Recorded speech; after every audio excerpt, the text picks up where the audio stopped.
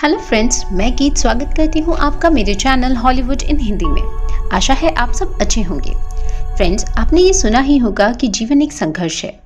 आज की हमारी मूवी भी कुछ इसी थ्योरी पर बेस्ड है। आज की मूवी का नाम है स्नोपियर्सर।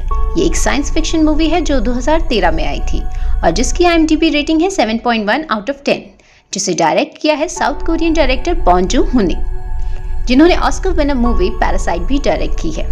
So, let's dive in। कहानी की शुरुआत में हमें बताया जाता है कि 2014 तक पूरी दुनिया ग्लोबल वार्मिंग का शिकार हो चुकी है। साइंटिस्ट ने CW7 नाम का एक कूलिंग सॉल्यूशन डेवलप किया। उनका मानना था कि CW7 को एनवायरनमेंट में छोड़कर टेम्परेचर को कंट्रोल किया जा सकता है।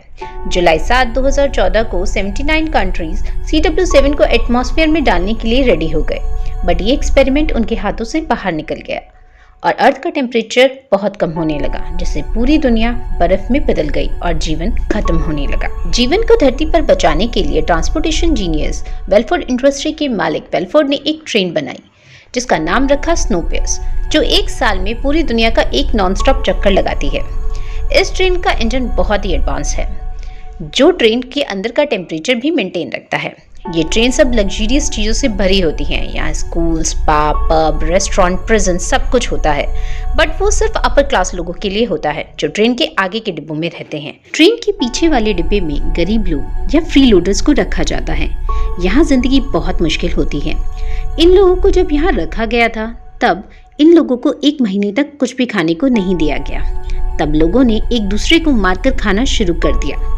ज्यादातर का शिकार बच्चे होते थे। ये सब देख और सोशल बैलेंस को मेंटेन करने के लिए बेलफोर्ड ने इन लोगों के लिए प्रोटीन बार बेचने शुरू किए, जिससे लोगों ने धीरे धीरे एक दूसरे को मारकर खाना बंद कर दिया। कहानी 17 साल बाद 2031 में पहुंचती है और हम देखते हैं कि 2 गार्ड्स ट्रेन के टेल सेक्शन में आते हैं जहाँ ये फ्री लोडर्स रहते हैं और सबकी काउंटिंग करते हैं। और हम यहाँ कर्टिस को देखते हैं जो गेट की तरफ बहुत ध्यान से देख रहा होता है। आफ्टर काउंटिंग, गार्ड्स उन लोगों को प्रोटीन बार देते हैं और पूछते हैं कि क्या कोई यहाँ पर वायलिन बजाना जानता है, जिस पर एक बूढ़ा कपल आगे आते हुए बोलता है कि वो वायलिन बजा सकते हैं। उस कपल में से आदमी को अपने साथ ले जाने के लिए रेडी होते हैं, बट वो बूढ़ा आदमी अपनी बीवी के बिना जाने से मना कर देता है। तो वो गार्ड उसकी वाइफ का हाथ तोड़ देते हैं और उस आदमी को अपने साथ ले जाते हैं। नेक्स्ट सीन में कर्टिस और एडगर उस बार को ढूंढते हैं जिसमें मैसेज छिपा होता है। एक्चुअली कोई आगे वाले डिब्बे से इन लोगों को मैसेज भेजता है ताकि इनकी यहाँ से निकलने में मदद हो सके। बेसिकली ये सब एक विद्रोह प्लान कर रहे होते हैं और इंजन पर कब्जा करना चाहते हैं। ऐसे विद्रोह ये पहले भी कर चुके हैं पर हर बार नाकामयाब रहते हैं। वो मैसेज इन्हें तान्या के 5 साल के बेटे टिम के बारे में मिलता है। कर्टिस उस मैसेज को लेके गिलियम के पास जाता है। गिलियम एक बूढ़ा आदमी है जिसका एक हाथ और एक पैर नहीं होता और वो इन लोगों का स्पिरिचुअल लीडर भी होता है। मैसेज में एक नाम लिखा होता है, नाम गुम मिन सू। ये उस आदमी का नाम है जिसने इस ट्रेन के सिक्योरिटी सिस्टम को डिजाइन किया है और वो अभी जेल में है। नेक्स्ट सीन में कुछ गार्ड्स आते हैं और सभी बच्चों को उठाकर लाइन में रखते हैं। उसके बाद एक औरत जिसका नाम क्लॉड होता है वहां आकर उन बच्चों का मेजरमेंट लेने लगती है और उन्हें वहां से ले जाने लगती है। तान्या और एंडी के पिता एंड्रयू उनका विरोध करते हैं, बट गार्ड्स उन्हें मारते हैं। तभी एंड्रयू क्लॉड पर जूता फेंक कर मारता है, जिससे गार्ड्स उसे अरेस्ट कर लेते हैं। इसके बाद हम मिनिस्टर मेसन को देखते हैं जो वहाँ वो जूता जो एंड्रयू ने क्लॉड पर फेंका था उसे दिखाकर कहती है कि इस जगह के कुछ रूल्स हैं और उन्हीं रूल्स की वजह से आज हम सरवाइव कर पा रहे हैं। रिच लोग फ्रंट सेक्शन में हैं और फ्री लोडर्स टेल सेक्शन में। इसी तरह इस ट्रेन का बैलेंस बना रहेगा और सब सरवाइव कर पाएंगे। एज अ पनिशमेंट हम देखते हैं कि गार्ड्स एंड्रयू का हाथ ट्रेन के बाहर निकाल देते हैं और 7 मिनट बाद उसे अंदर रखकर हथौड़े से तोड़ देते हैं। नेक्स्ट सीन में कर्टिस और एडगर टेल सेक्शन में सभी बैरल्स को इकट्ठा कर हमले की तैयारी कर रहे होते हैं। कर्टिस को पूरा यकीन होता है कि गार्ड्स की बंदूक में गोलियां नहीं हैं। लास्ट रिवोल्ट के टाइम सभी गोलियां खत्म हो चुकी थी, इसलिए कर्टिस अब रिस्क लेने को रेडी था। वो हमले से पहले क्रोनो नाम के ड्रग का बॉक्स अपने साथ रख लेता है। इसके बाद हम एक स्केचर को देखते हैं जो एंड्रयू और तान्या को उनके बच्चों का पोर्ट्रेट बनाकर देता है। थोड़ी देर बाद गार्ड्स टेल सेक्शन में प्रोटीन बार्स देने आते हैं। तभी कर्टिस मौका देखकर उन पर हमला कर देता है और एक गार्ड की बंदूक को अपने सर पर रखता है। जब वो बंदूक फायर नहीं होती तब सब समझ जाते हैं कि कर्टिस सही था और गार्ड्स के पास बुलेट्स नहीं हैं।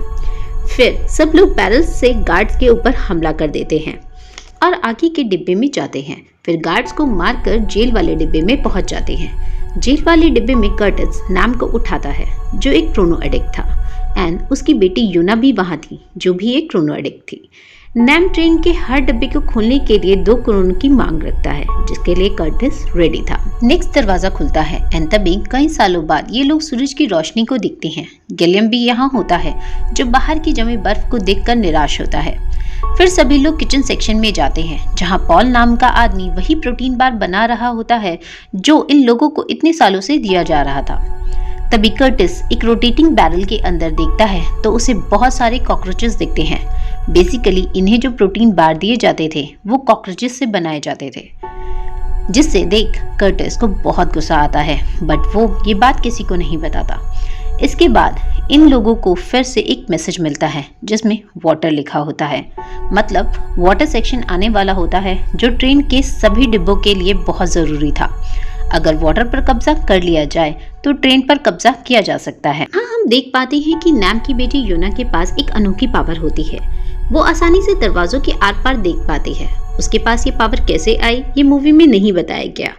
नेक्स्ट दरवाजे के पास खड़ी होकर योना जोर जोर से चीखने लगती है कि तभी दरवाजा खुलता है और कुछ गार्ड्स जिनके फेस पर नकाब होता है और पास में कई तरह के हथियार होते हैं वो उन लोगों पर हमला करने लगते हैं। दोनों ग्रुप्स में लड़ाई होती है और बहुत लोग मारे जाते हैं। लड़ाई के बीच में नैम योना को बाहर देखने को कहता है एंड वो दोनों देख पाते हैं कि बर्फ पिछले साल के कंपेयर कम होती है, जिससे उन्हें ये उम्मीद होती है कि वो लोग अब बाहर की दुनिया में सरवाइव कर सकते हैं। यहाँ हम मिनिस्टर मेसन को एक बार फिर देखते हैं जो कहती है कि वेलफोर्ड ने तुम्हें खाना दिया, रहने को जगह दी और तुम लोग पानी पर कब्जा कर कर ट्रेन का बैलेंस बिगाड़ना चाहते हो। वो 74% गरीब लोगों को मारने का ऑर्डर देती है। तभी कर्टिस एक हथौड़ा उसकी तरफ फेंकता है, बट गार्ड्स उसे बचा लेते हैं और वो गार्ड्स नाइट विजन कैमरा पहनकर लड़ाई के लिए रेडी हो जाते हैं क्योंकि एक लंबी टनल आने वाली होती है। टनल आते ही सभी गार्ड्स फ्री लोडर्स को मारने लगते हैं।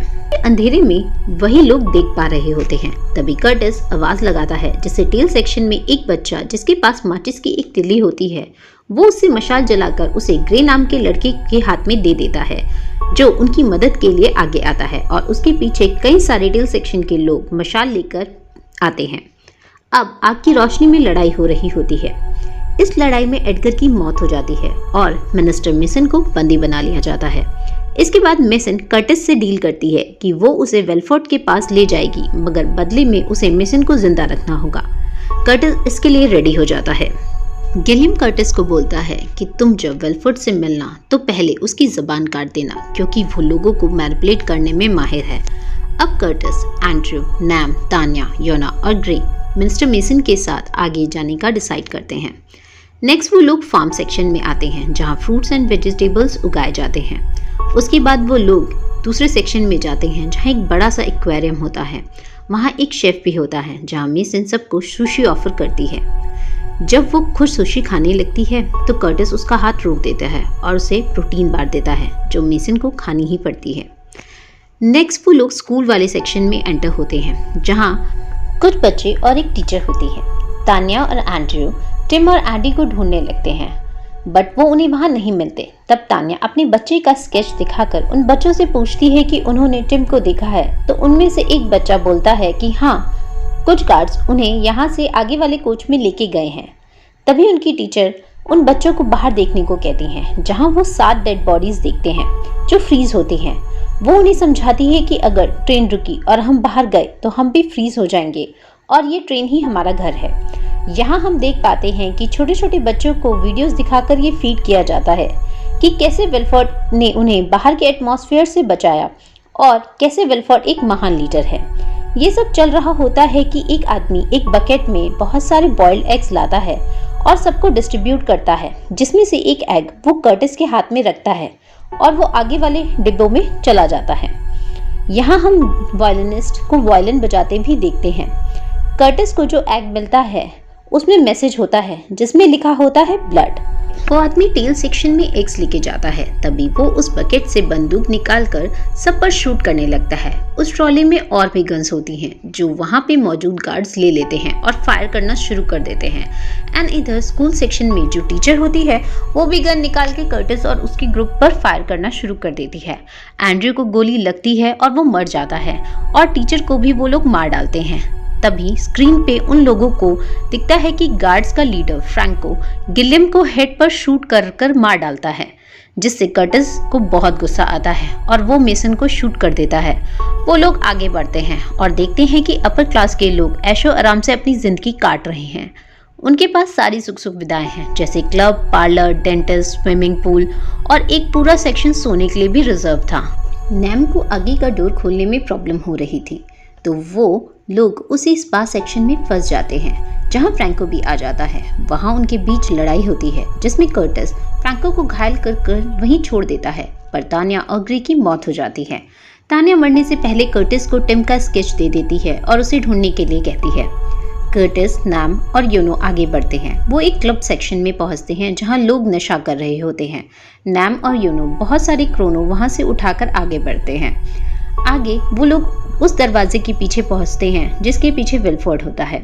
नैम उस डोर को खोल नहीं पाता तो कर्टिस गुस्से से उस डोर को पीटने लगता है। नैम उसे शांत करता है और एक सिगरेट देता है, जिसे पीते हुए कर्टिस नैम को अपनी स्टोरी बताता है और बताता है कि 18 साल पहले जब वो लोग इस ट्रेन में आए थे तो टील सेक्शन वाले लोगों को 1 महीने तक खाने के लिए कुछ नहीं दिया गया।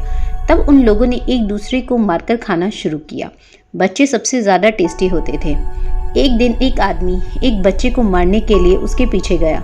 उसकी माँ ने उसे रोका तो उस आदमी ने उसकी माँ को मार डाला और जैसे ही वो चाकू से बच्चे को मारने लगा तभी वहाँ गिलियम आ गया और उसने उस आदमी से वो चाकू लेकर अपना हाथ काटकर उस आदमी को खाने के लिए दे दिया और कहा, उस बच्चे को छोड़ दो। ये देख उस आदमी के अंदर कुछ बदल गया। उसने पहले ऐसा कभी कुछ नहीं देखा था। तब लोगों ने डिसाइड किया कि वो एक दूसरे को जान से नहीं मारेंगे और कुछ टाइम बाद विल्फोर्ड ने प्रोटीन बार भेजने शुरू कर दिए। वो आदमी जिसने उस बच्चे की माँ को मारा था वो कर्टिस ही था और वो बच्चा एडगर। वो विल्फोर्ड से ये पूछना चाहता है कि उसने ऐसा क्यों किया। यह कहकर कर्टिस रोने लगा। कर्टिस की सारी बात सुनकर नैम उसे बोलता है कि तुम्हें विल्फोर्ड के डोर की बजाय ट्रेन का डोर ओपन करना चाहिए। वो कहता है कि बाहर अब बर्फ मेल्ट हो रही है और टेम्परेचर इतना है कि हम सरवाइव कर सके। वो सारी क्रोनो इकट्ठा कर उसका एक लंप बनाता है और उसके ऊपर एक रस्सी लगाकर ट्रेन के गेट पर लगा देता है। बेसिकली वो उसे एज अ बॉम्ब यूज करता है और जैसे ही वो उस पर माचिस से आग लगाने वाला होता है कि पीछे से विल्फोर्ड की सेक्रेटरी क्लॉड आकर उसे शूट करती है, जिससे नैम घायल हो जाता है और क्लॉड कर्टिस को अपने साथ विल्फोर्ड के सेक्शन में ले जाती है, जहां विल्फोर्ड कर्टिस का स्वागत करते हुए उसे खाना ऑफर करता है और कहता है कि तुम 18 साल में पहले ऐसे इंसान हो जो यहाँ टेल सेक्शन से सफर कर आया है। वो कर्टिस को बताता है कि मैं ही था जो तुम्हें वो सारे हिडन मैसेजेस भेजता था। एक्चुअली ये मेरा और गिलियम का प्लान ही था। गिलियम मेरा पार्टनर था। ट्रेन में बैलेंस होना जरूरी है, इसलिए मैं और गिलियम हर 5-6 साल में एक विद्रोह प्लान करते थे जिससे ट्रेन में एक संतुलन बना रहे। ओवर पॉपुलेशन मिटाने के लिए ये सब करना ही पड़ता है। मेरे और गिलियम के कैलकुलेशन के मुताबिक तुम लोगों को उस टनल की मारामारी के बाद ही रुक जाना चाहिए था, बट गिलियम ने तुम्हें नहीं रोका, इसलिए इतना नुकसान हुआ। विल्फोर्ड उस एगमैन को कॉल करता है और कहता है कि 74% पॉपुलेशन को मार दो, जिसके बाद कर्टिस को फोन से सिर्फ लोगों के चीखने चिल्लाने और गोलियों की आवाज सुनाई देती है। फिर विल्फोर्ड कहता है कि इस ट्रेन में रिसोर्सेज लिमिटेड हैं, इसलिए लोगों के बीच विद्रोह कराना पड़ता है। क्लास डिफरेंसेस होते हैं, क्योंकि सबको सब कुछ मिल जाएगा तो कोई लड़ाई क्यों करेगा, क्यों एक दूसरे को मारेंगे। ये सब बैलेंस करने के लिए करना पड़ता है। It's a survival of the fittest. इसके बाद विल्फोर्ड कर्टिस को अपनी जगह आने को बोलता है, क्योंकि उसकी उम्र हो चुकी थी और इस ट्रेन को चलाने के लिए उसे कोई चाहिए था जो उसी की तरह स्ट्रॉन्ग माइंडेड हो। वहाँ हम यूना और नैम को देखते हैं जो अभी भी डोर ओपन करने की कोशिश कर रहे थे कि फर्स्ट क्लास के लोग उन पर हमला करते हैं, जिसमें फ्रैंको भी होता है जो अभी भी जिंदा होता है। नैम और फ्रैंको लड़ते हैं और यूना कर्टिस से माचिस मांगने जाती है, जिसे नैम ने कर्टिस को सिगरेट पीने के लिए दिया था। तभी योना को ट्रेन की फ्लोर पे एक ओपनिंग दिखती है जिसे वो और कर्टिस ओपन करते हैं, जहां एंडी और टिम इंजन को चलाने में लगे होते हैं। ये पार्ट कुछ टाइम पहले ही खराब हुआ था, जिसके लिए विल्फर्ड को छोटे बच्चे चाहिए थे, क्योंकि वहां छोटे बच्चे ही फिट हो सकते थे। इसलिए वो टेल सेक्शन से बच्चों को मेजर करके यहाँ काम करने के लिए ले आते थे।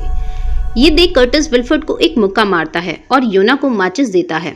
वो टिम को बाहर निकालता है, जिससे उसका हाथ भी कट जाता है। इतने में योना क्रोनो को आग लगा देती है, जिससे वहां ब्लास्ट होता है और पूरी ट्रेन पटरी से नीचे आ जाती है।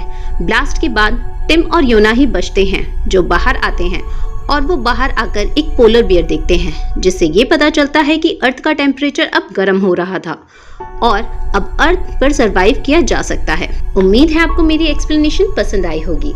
Please like, subscribe and comment to support the channel. Thank you.